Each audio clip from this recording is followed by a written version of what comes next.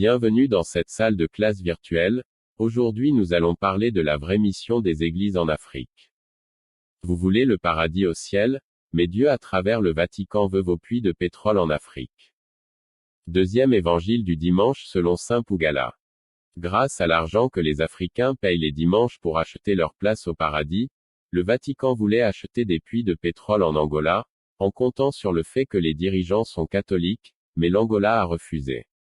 Et Dieu a mal conseillé le Vatican sur comment investir 650 millions d'euros, partis en fumée à Londres à cause du Brexit et des escrocs que Dieu n'a pas vu venir. JPP 8-6-2020. NB, pour ne plus subir la dictature des idiots, instruisez-vous au maximum. Retrouvez-moi en vous inscrivant dans mon école d'intelligence économique, la Pougala Academy en ligne, par abonnement mensuel de 5600 farad sur. Le Vatican de nouveau éclaboussé par un scandale financier.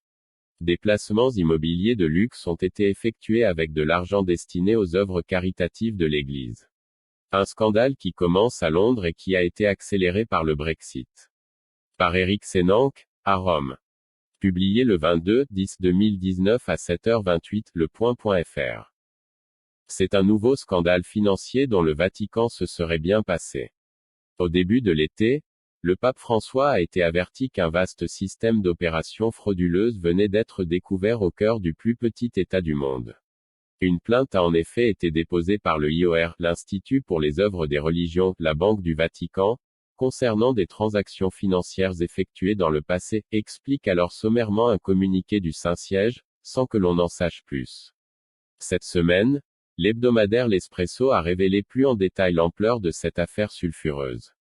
Selon l'enquête du magazine italien, des centaines de millions d'euros auraient été investis grâce à des montages financiers opaques, comme si le Vatican était une banque d'affaires dans un pays offshore, précise le magazine. Un investissement en particulier attire l'attention, celui d'un immeuble de haut standing à Londres, en plein quartier chic de Chelsea. L'affaire remonte à 2012. À l'époque, un financier italien, Raffaele Minchone, est mandaté par le Vatican pour investir dans une société pétrolière en Angola. L'affaire finit par capoter et Minchone propose de placer la somme dans l'immobilier londonien, via son fonds d'investissement basé au Luxembourg. 182 millions d'euros sont déboursés pour l'acquisition de 17 000 mètres carrés d'appartements de luxe. Mais ce qui fait désordre est la nature des fonds apportés par le Vatican. Ils auraient pour large partie été ponctionnés dans le denier de Saint-Pierre, qui sert à financer les œuvres caritatives du pape à travers le monde.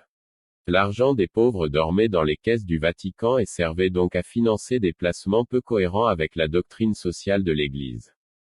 Un homme est désormais au centre de l'attention, le cardinal Giovanni Becciu. Homme clé de la curie, ce sarde de 71 ans était jusqu'à l'an dernier le numéro 2 de la puissante secrétairerie d'État du Saint-Siège, et avait la main sur toutes les affaires internes au Vatican. Nonce apostolique en Angola dans les années 2000, c'est lui qui aurait soufflé l'idée d'origine de ces investissements opaques, selon l'Espresso. Le 1er octobre dernier, une perquisition de la gendarmerie vaticane a lieu dans les locaux de la secrétairerie d'État. Des documents et du matériel informatique sont saisis. L'affaire prend ensuite des airs de polar. Quelques jours après la perquisition des gendarmes circule une affiche montrant les visages de 5 employés du Vatican sous enquête judiciaire. Signée par le commandant de la gendarmerie vaticane, elle a été envoyée à tout le personnel interne de l'État et aux gardes suisses qui contrôlent la sécurité et les accès du Vatican. On se croirait dans un western. Jamais dans l'histoire vaticane, où règne d'ordinaire la discrétion, une telle note de service n'a été publiée. Le document fuite dans l'Espresso. Le pape François lui-même s'émeut qu'on ait pu dévoiler ses noms au grand public et le chef des gendarmes est poussé à la démission. Parmi les 5 personnes arrêtées, 2 retiennent l'attention, Monseigneur Mauro Carlino, ancien secrétaire personnel du cardinal Becciu et qui dirige le bureau d'information et de documentation de la secrétairerie d'État, mais surtout Tommaso Di Ruzza, qui n'est autre que le directeur de l'autorité d'information financière, une structure mise en place fin 2010 par Benoît XVI et censée justement renforcer la transparence financière. Résistance.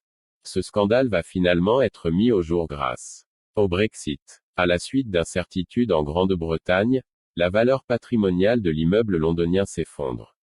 En 2018, le cardinal Béchou quitte la secrétairerie d'État. Son successeur, l'archevêque vénézuélien Edgar Peña Parra, décide de racheter les parts encore détenues par Minchon dans les appartements de Chelsea. Il demande pour cela un financement à l'IOR, la Banque Vaticane. Mais son directeur y flaire une opération opaque et la dénonce au procureur du Vatican, qui ouvre une enquête. Cette affaire vertigineuse pourrait connaître de nouveaux épisodes, car l'Espresso évoque des sommes de plus de 600 millions d'euros qui auraient transité dans d'autres opérations immobilières, notamment à Paris. Malgré la volonté du pape François de réformer les finances vaticanes, la route vers la transparence est encore longue. Et les résistances à l'intérieur du Vatican sont fortes. L'AIF n'a, pas exemple, d'autorité que sur les flux de l'IOR, mais pas sur la secrétairerie d'État, une anomalie que souhaite corriger le souverain pontife.